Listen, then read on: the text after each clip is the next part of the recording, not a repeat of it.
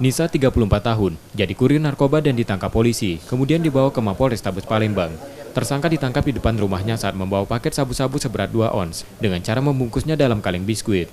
Dari pengakuan tersangka pada polisi, sabu didapat dari seorang di Palembang. Rencananya sabu itu akan diedarkan di sekitar tempat tinggal tersangka dan daerah lain di Palembang.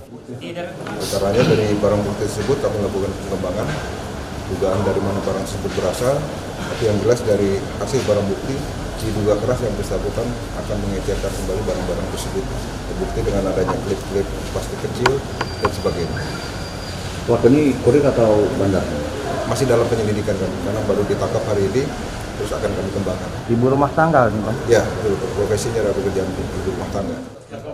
Ibu rumah tangga ini kini ditahan di tahanan Polrestabes Palembang dan terancam hukuman seumur hidup. Polisi masih mengembangkan kasus tersebut untuk mengetahui pemasok sabu untuk tersangka. Yudi Kiswanto, Kompas TV, Palembang.